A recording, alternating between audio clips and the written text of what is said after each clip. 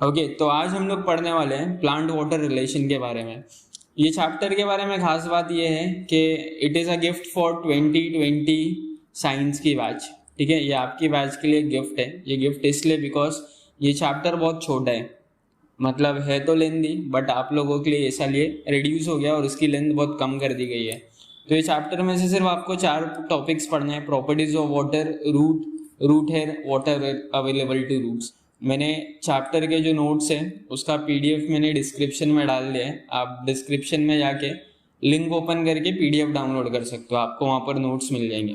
Okay, तो आज शुरू करते हैं हम लोग प्लांट वाटर रिलेशनशिप। सबसे पहला जो टॉपिक है that is property of water. ठीक है, प्रॉपर्टीज ऑफ वाटर में सबसे पहला पॉइंट है लिक्विड एट रूम टेम्परेचर। पानी जो होता है वो कैसा होता है? Liquid at room temperature. ठीक है, अगर आपके घर में पानी रखा हुआ है तो अगर मैं पूछूंगा कि वो सॉलिड है, लिक्विड है या गैस है, ठीक है, तो आप बोलोगे सर वो लिक्विड के फॉर्म में। तो जब तक आप हम लोग उसको बहुत ज़्यादा गर्म या बहुत ज़्यादा ठंडा नहीं करते तो पानी कैसा रहता है? लिक्विड के फॉर्म में रहता है। ठंडा कर दोगे बहुत ज़्यादा तो आइस बन जाएगा, सॉलिड हो जाएगा। गर्म कर दोगे बहुत ज़्यादा तो वेपर बन जाएगा। तो पहली प्रॉपर्टी है that water is liquid at room temperature. जो सेकेंड चीज़ है that is it is best solvent. Best solvent का मतलब ये है कि अगर आप वाटर में कोई भी चीज़ घोलोगे तो वो घुल जाएगी आसानी से। ठीक है, तो ऐसी चीज़ जो दूसरी चीज़ों को अपने आप में आराम से घोल सकती है उसको हम लोग सॉल्वेंट बोलते हैं। ठीक है, तो इसलिए वाटर जो है वो one of the best solvent है। नेक्स्ट प्रॉपर्टी अगर हम लोग देखें वाटर की, सो it is best transporting medium. Best transporting medium का मतलब क्या हुआ? ठीक है, अब प्लांट के हिसाब से देखते हैं, प्लांट के नज़रिए से देखते हैं। अभी सपोज यहाँ पर एक प्लांट है, ठीक है, यहाँ पर एक प्लांट बनाया मैंने, ठीक है, और ये ज़मीन के नीचे इसकी रूट्स है। ठीक है, अब रूट का काम क्या है? रूट जो है वो पानी को ऊपर की तरफ लेके जाती है। ठीक है, ऊपर पत्ते की तरफ लेके जाती है। अब ये जो पानी होता है ना, पानी के ना आसपास यहाँ पर मिनरल्स भी होते हैं। यहाँ पर क्या होते हैं? बहुत सारे मिनरल्स होते हैं। यहाँ पर ऐसे मिनरल्स होते हैं। अब प्लांट को ये जो मिनरल्स की ज़रूरत होती है वो कैसे पूरी होती है? पानी के साथ साथ ये मिनरल जो है वो प्लांट में चले जाते हैं, ऊपर चढ़ जाते हैं। अगर पानी इनके साथ रिएक्ट कर लेगा तो ये मिनरल्स की प्रॉपर्टी खराब हो जाएगी या चेंज हो जाएगी। तो मैंने अभी क्या बताया, पानी जो होता है वो इनर्ट ऑर्गेनिक कंपाउंड है, तो रिएक्ट नहीं करता है। ठीक है, उसको चेंज नहीं करता है मिनरल्स को, इसलिए हम लोग क्या बोल सकते हैं? It is the best transporting medium. तो वो आराम से क्या करेगा, बिना उसको नुकसान पहुंचाए हुए या बिना उसकी प्रॉपर्टी चेंज करे हुए वो प्लांट को ऊपर तक ट्रांसपोर्ट कर देगा। इतना समझा? ठीक है, नेक्स्ट प्रॉपर्टी देख लेते हैं वाटर की। Water is a place where biochemical reaction occurs. Biochemical reactions का मतलब क्या है? हमारे बॉडी में और प्लांट्स के बॉडी में या जितने भी लिविंग ऑर्गेनिजम्स हैं उनके बॉडी में ना हमेशा रिएक्शंस होते रहते हैं, बायोकेमिकल रिएक्शंस होते रहते हैं हमारे बॉडी में। ठीक है, लाइक फॉर एग्जांपल प्लांट के अंदर अगर मैं पूछूं how does plant make food, अगर मैं आप लोग को पूछूं कि प्लांट खाना कैसा बनाते हैं तो आप बोलोगे सर फोटोसिंथेसिस। ठीक है, अगर मैं पूछूं फोटोसिंथेसिस क्या है बताओ, तो आप बोलेंगे सर प्लांट जो है वो कार्बन डाइऑक्साइड लेते हैं, उसको पानी के साथ रिएक्ट कराता है और उसके बाद क्या होता है? In the presence of sunlight वो बनाता है ग्लूकोज, ठीक है, और ऑक्सीजन। आप बोलोगे सर ये जो रिएक्शन है वो फोटोसिंथेसिस है ना? तो ये जो रिएक्शन है वो कहाँ पर होता है? Even that occurs in water. इतना समझ में आ रहा है? तो plant helps in biochemical reaction. तो प्लांट में मोस्टली जितने भी रिएक्शन होते हैं वो कहाँ पर होते हैं? वाटर के अंदर होते हैं। Next is that it is an important part of photosynthesis. Important raw material. Raw material मतलब कच्चा सामान। ठीक है, it is an important raw material for photosynthesis, है ना? देखो यहाँ पर जो है फोटोसिंथेसिस रिएक्शन लिखा है मैंने, फोटोसिंथेसिस का रिएक्शन लिखा है, और यहाँ पर देख रहे हो वाटर, सिर्फ अपने पास कार्बन डाइऑक्साइड और वाटर नहीं है, तो क्या ग्लूकोज फॉर्म होएगा? बिल्कुल इम्पॉसिबल है। ठीक है, तो इसलिए वाटर क्या, it is one of the important raw material for photosynthesis. इतना समझ में, इतना क्लियर है? ठीक है, अब एक और प्रॉपर्टी है वाटर की that it has good capillarity. इसका मतलब क्या हुआ? इसका मतलब ये हुआ कि वाटर जो है वो आराम से कैपिलरी में राइज हो जाता है। Water easily rises in capillary. ठीक है, अभी कुछ देर के लिए हम लोग क्या करते हैं, इस पॉइंट को समझने के लिए हम लोग ना पानी की जगह ना इधर तेल डाल देते हैं, ठीक है। तो क्या तेल ऐसे ऊपर चढ़ सकता है? नहीं, तेल के अंदर वो कैपेसिटी नहीं होती है, या कोई दूसरे के अंदर वो कैपेसिटी नहीं होती है जिसके थ्रू वो प्लांट के जो अंदर से जो वाटर का पाइप होता है उससे वो ऊपर चढ़ सके। तो वाटर में ही वो प्रॉपर्टी होती है कि वो जो पाइप होता है उसके अंदर वो राइज हो सकता है।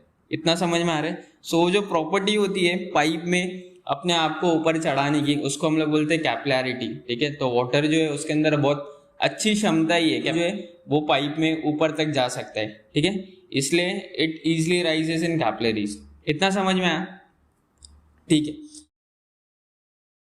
अभी मैं अगर आपको पूछूं कि रूट होता क्या है बेसिकली, तो बोले आप लोग बोलेंगे सर ये प्लांट है, प्लांट जो है वो मट्टी के अंदर है, ठीक है। यहाँ पर मट्टी है, मट्टी के अंदर है और उसमें से ऐसे रूट्स बाहर आती है, ठीक है। तो ये वाला जो पार्ट है उसको हम लोग बोलते हैं रूट, ठीक है।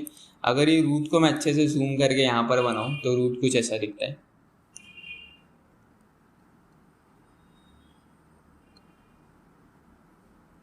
ठीक है। तो ये मैंने ये जो रूट है उसको यहाँ पर जूम करके बनाया। अब रूट जो होता है ना उसके 4 हिस्से होते हैं। कितने हिस्से होते हैं? 4 हिस्से। एक यहाँ तक, एक यहाँ तक और एक यहाँ तक, ठीक है। जो पहला हिस्सा होता है ना उसमें से कुछ ऐसे हेयर लाइक स्ट्रक्चर्स बाहर आते हैं। पहले हिस्से में से क्या आते हैं? ऐसे बाल जैसे स्ट्रक्चर बाहर आते हैं, ठीक है। तो इन बाल को हम लोग बोलते हैं रूट हेयर। क्या बोलते हैं हम लोग उसको? Root hair. इतना समझ में आया? जो सेकेंड रीजन होता है ना उस पर कुछ ऐसी लाइन्स होती है, ठीक है। और जो थर्ड हिस्सा होता है उसमें ना एक स्पेशल टाइप का टिश्यू होता है जिसको हम लोग बोलते हैं मेरिस्टेमेटिक टिश्यू। तो यहाँ पर क्या होता है? एक स्पेशल टाइप का टिश्यू होता है जिसको हम लोग बोलते हैं मेरिस्टेमेटिक टिश्यू। Meristematic tissue. इतना समझ में आया? और एंड का जो हिस्सा है वो टोपी की तरह है। किसकी तरह है वो? टोपी की तरह। सो it is a cap like structure. तो अभी जैसे मैंने बताया कि रूट जो है वो 4 हिस्सों में डिवाइडेड है, 4 पार्ट्स में डिवाइडेड है। कौन सा पार्ट है वो देख लेते हैं। तो देखो सबसे पहला वो वाला पार्ट जहाँ पर, या 4 जोन्स में बोल सकते हैं हम लोग, 4 जोन्स में डिवाइडेड है। तो सबसे पहला देखो ये जो रूट हेयर वाला पार्ट है, so this is called as root hair zone. ये वाले हिस्से को हम लोग क्या बोलते हैं? Root hair zone. इतना समझ में आया? रूट हेयर जोन के नीचे देखो ये जो दूसरा पार्ट है, this is called as zone of elongation, या इलोंगेशन जोन बोलते हैं हम लोग। जोन ऑफ इलोंगेशन का मतलब क्या है? जब भी रूट लंबी होती है तो बेसिकली उसमें क्या लंबा होता है? ये जो वाला जो हिस्सा है वो लंबा होता है, ठीक है। So hence it is called as zone of elongation. इतना समझ में आया? जो नेक्स्ट पार्ट है या जो नेक्स्ट जोन है उसको हम लोग बोलते हैं मेरिस्टेमेटिक टिश्यू। यहाँ पर क्या है? मेरिस्टेमेटिक टिश्यू है, तो इसको हम लोग बोलते हैं meristematic reason. Meristematic reason. Meristematic reason क्यों बोलते हैं? बिकॉज यहाँ पर कौन सा टिश्यू प्रेजेंट है? मेरिस्टेमेटिक टिश्यू प्रेजेंट है, ठीक है। और लास्ट में है कैपिलरी। ये वाला जो हिस्सा है, सॉरी लास्ट में जो है वो है कैप, ठीक है। So this is called as the root cap. जो चौथा हिस्सा है that is called as root cap. Now what root cap is basically, root का जो टिप होता है ना वहाँ पर ना एक ऐसा स्ट्रक्चर होता है जिसकी वजह से क्या होता है, अगर रूट ऐसे मट्टी की तरफ आगे जाता है तो उसके पीछे का हिस्सा डैमेज नहीं होना चाहिए, इसलिए इसको क्या होता है यहाँ पर प्रोटेक्शन होता है, and this protection is called as root cap. इतना समझ में आया? तो रूट बेसिकली 4 रीजन में डिवाइडेड है। आई होप इतना समझ में आएगा, ठीक है। Main water absorbing organ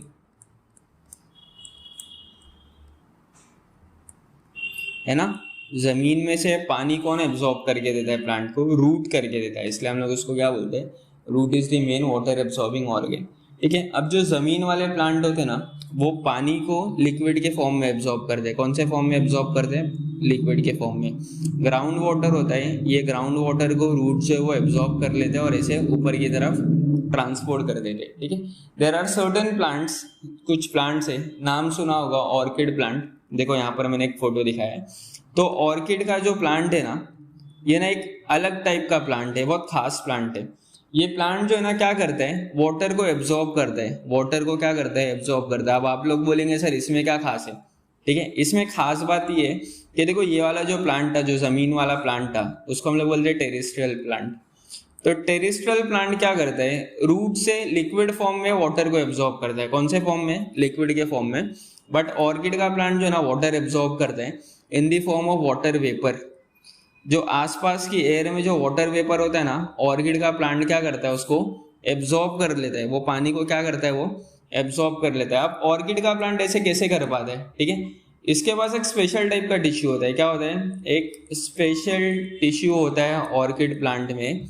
that special tissue is called as velamen.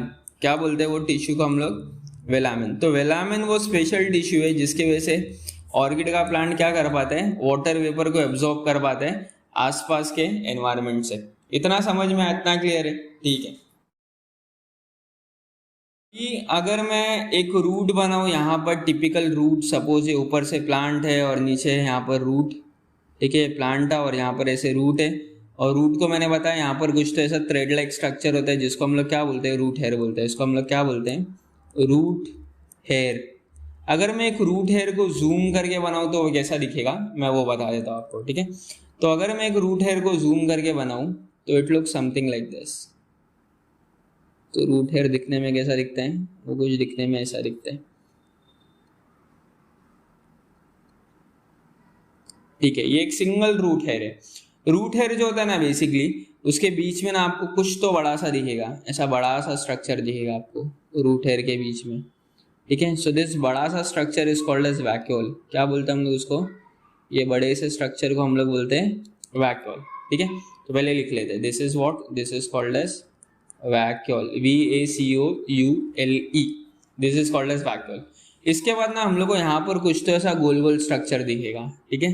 This goal goal structure is the nucleus. उसको हम लोग क्या बोलते हैं, उसको हम लोग बोलते हैं न्यूक्लियस। इतना समझ में आया, ठीक है। अभी आप जो यहाँ पर लेयर देख रहे हो, यहाँ पर जो लेयर देख रहे हो, एक्चुअली ये एक लेयर नहीं है, दो लेयर है, ठीक है। तो ये जो रूट हेयर का जो आउटर मोस्ट लेयर है वो मैंने ग्रीन कलर से बना दिया है, ठीक है। तो ये जो ग्रीन वाली लेयर है ना रूट हेयर की, this is called as cell wall. क्या बोलते हैं हम लोग उसको, सेल वॉल।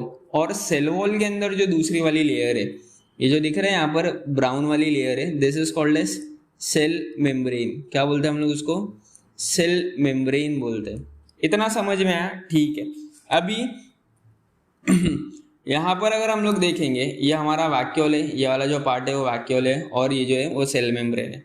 तो वैक्यूल और सेल मेम्ब्रेन के बीच में ना यहाँ पर लिक्विड होता है, यहाँ पर ना क्या होता है, यहाँ पर लिक्विड होता है। That liquid is called as cytoplasm.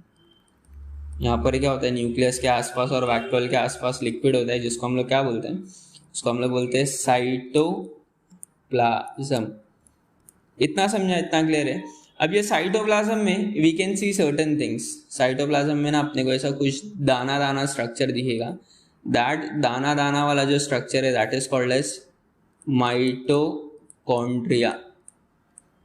इतना समझ में, इतना क्लियर है, ठीक है। So these are some of the structures of root hair. Root hair को जूम करके देखेंगे हम लोग तो कुछ ऐसा दिखेगा हम लोग को, ठीक है। अभी हम लोग इसके बारे में पढ़ लेते हैं कि क्या क्या स्ट्रक्चर्स होते हैं।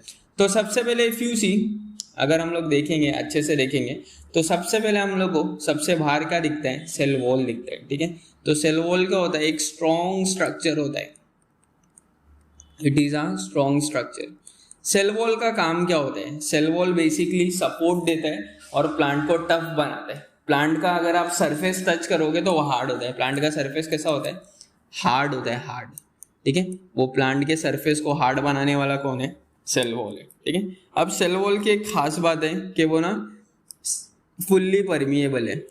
क्या है वो, फुल्ली परमिएबल, ठीक है। फुल्ली परमिएबल क्या होता है वो देख लेते हैं हम लोग। पर एक विंडो है, ठीक है, और यहाँ पर एक दरवाजा है। यहाँ पर आपकी कैट है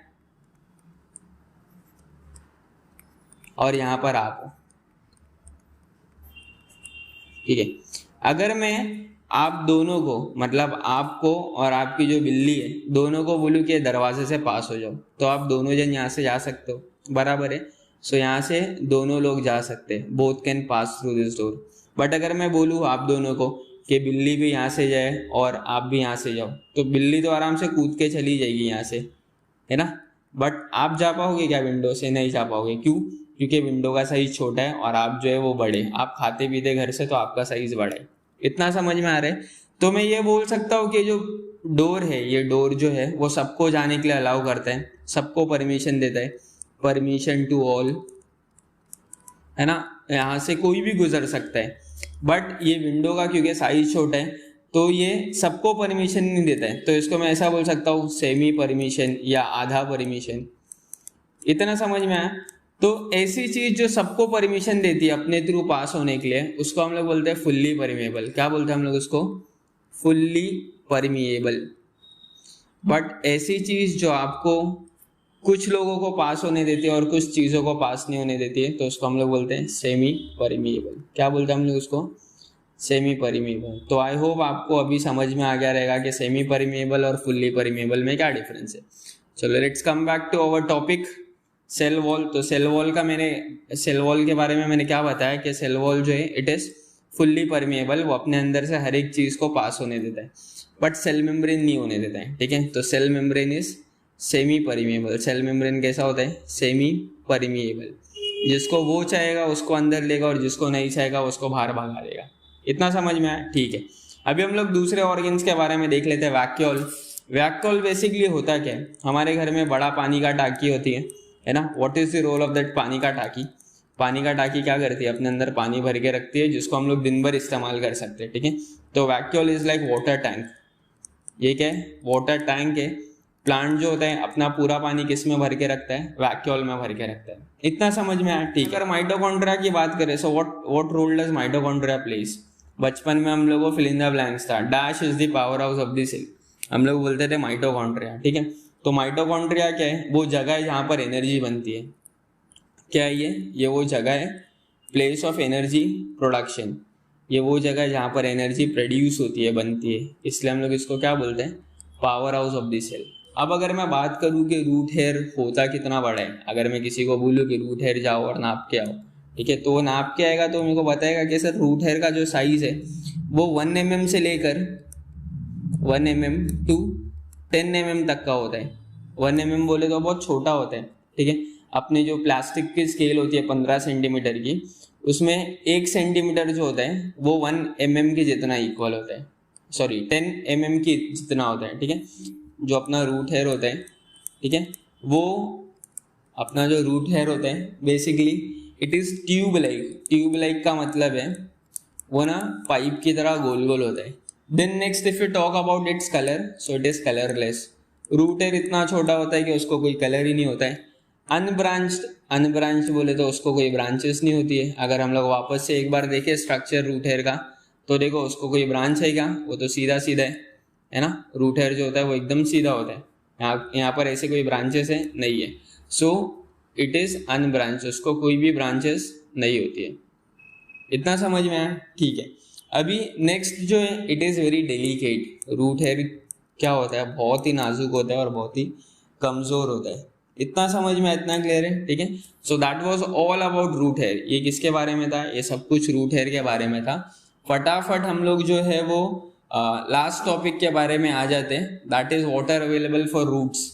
ठीक है, नोट्स मैंने दे दिया वो लिंक में, उसको पढ़ लो और आपके जो है वो ये चैप्टर पूरा कंप्लीट हो जाएगा। आपको और कुछ पढ़ने की ज़रूरत नहीं है ये चैप्टर से। ठीक है, सो लास्ट टॉपिक पढ़ लेते हैं, water available to roots. Okay, अभी ये मेरा प्लांट है।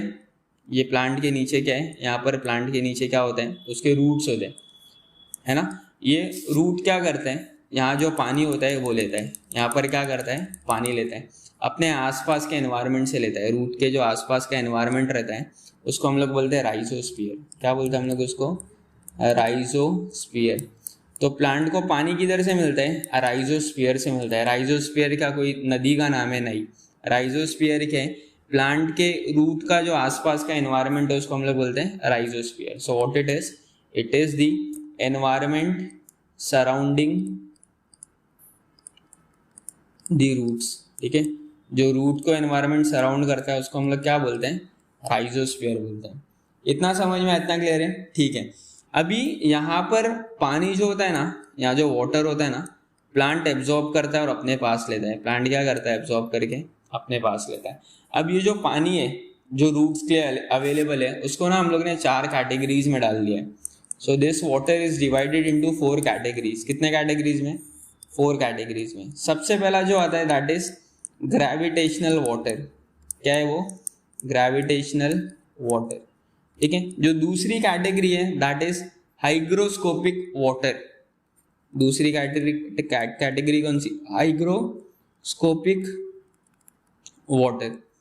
इतना समझ में आया। जो तीसरी कैटेगरी है that is called as combined water, और जो चौथी कैटेगरी है that is called as capillary water, ठीक है। So we have 4 types of water that is available to roots. तो रूट्स के पास 4 टाइप के वाटर अवेलेबल है। अभी देख लेते हैं ग्रेविटेशनल वाटर क्या होता है, ठीक है। तो बेसिकली क्या होता है, अभी सपोज दिस इज ग्राउंड, ये ग्राउंड है, ठीक है, और ग्राउंड पे बारिश हुई,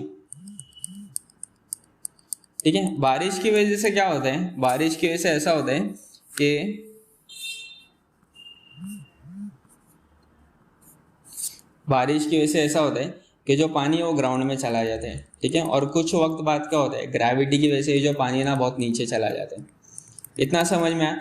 तो वैसा वाटर जो ग्रेविटी की वजह से बहुत नीचे चला गया है, so that water is called as gravitational water. इतना समझ में आया। अभी प्लांट का साइज है इतना सा, ठीक है, और पानी किधर पे अवेलेबल है, रूट से यहीं तक आ सकते हैं, और पानी किधर पे अवेलेबल है, यहाँ पर अवेलेबल है। तो प्लांट का रूट यहाँ तक पहुंच सकता है क्या, नहीं पहुंच सकता है, ठीक है। Therefore gravitational water is not available for absorption. Gravitational water जो है वो पानी जो है that is not available for absorption, तो प्लांट उसको एब्जॉर्ब नहीं कर सकता है। अभी नेक्स्ट है हाइग्रोस्कोपिक वाटर। नेक्स्ट क्या है, हाइग्रोस्कोपिक वाटर। अभी सपोज ये प्लांट है, वापस से ग्राउंड बना लेते हैं, ये ग्राउंड है, यहाँ पर वापस से प्लांट है, ठीक है, ये प्लांट की रूट्स है। इतना समझ में आ रहा है। अभी क्या है पता है, यहाँ पर ना, यहाँ पर जो है वो छोटा छोटा छोटा छोटा सॉइल पार्टिकल है, और ये जो सॉइल पार्टिकल है या जो यहाँ पर स्टोन्स है उनके ना अंदर पानी है। कहाँ पर है, अंदर पानी है। तो क्योंकि सॉइल के या जो आसपास का एनवायरनमेंट है उसके अंदर पानी है, तो जो रूट्स है वो अंदर जाके पानी नहीं ले सकता है। इतना समझ में आ रहा है। तो ये जो पानी सॉइल पार्टिकल्स के अंदर होता है, ठीक है, that is called as hygroscopic water. और प्लांट का जो रूट है वो सॉइल के अंदर जाके पानी नहीं ले सकता, अगर सॉइल के आसपास होगा तो वो पानी ले सकता था। So even this water is not available for absorption. Plant का जो रूट है वो ये वाटर को एब्जॉर्ब नहीं कर पाएगा। इतना समझा। अभी वापस से ग्राउंड बना लेते हैं, ये ग्राउंड है, ठीक है। ग्राउंड में यहाँ पर पानी है, और पानी के साथ साथ क्या मिनरल्स है, क्या यहाँ पर मिनरल्स है। लाइक फॉर एग्जाम्पल बहुत सारे मिनरल्स होते हैं, बहुत सारे कंपाउंड होते हैं, हाइड्राइड होते हैं, ठीक है, तुम लोगों ने सुना होगा, हाइड्राइड होता है, ऑक्साइड होता है। ये सारे जो कंपाउंड्स होते हैं ना, ये पानी तो अवेलेबल है बट ये कंपाउंड फॉर्म में, ठीक है। तो कंपाउंड फॉर्म में केमिकली कंबाइंड है, तो प्लांट तो उसको तोड़ते नहीं बैठेगा अभी कि नहीं भाई तेरा वाटर दे दे, मेरे को पानी चाहिए तेरा। तो ऐसे कुछ भी चीज़, ऐसा पानी जो हाइड्राइड या ऑक्साइड के फॉर्म में होता है, तो प्लांट जो है वो पानी को नहीं ले सकता है। So even this water is not available for absorption. इतना समझ में आया। लास्ट जो है वो कैपिलरी वाटर है। दिस इज व्हाट, ये भी देख लेते हैं। सपोज ये सॉइल पार्टिकल है, ठीक है, और सॉइल पार्टिकल के ना आसपास पानी है। कहाँ पर है, आसपास पानी है, यहाँ देख रहे हो, यहाँ पर पानी है, ठीक है। तो प्लांट जो है वो ये वाटर को एब्जॉर्ब कर सकता है। प्लांट के जो रूट्स है ये वाटर को क्या कर सकते हैं, एब्जॉर्ब कर सकते हैं। तो ऐसे वाटर को हम लोग कैपिलरी वाटर बोलते हैं, and it is available for absorption. इतना समझ में, इतना क्लियर है। So with this we complete our chapter. इससे हम लोग का क्या हो गया, चैप्टर कंप्लीट हो गया। You can download the notes from the link given in the description, and you can comment and let me know how was the video, where I can do improvement, and which chapter do you want for next video. Okay, you can like, share and comment the video if you like it. Thank you.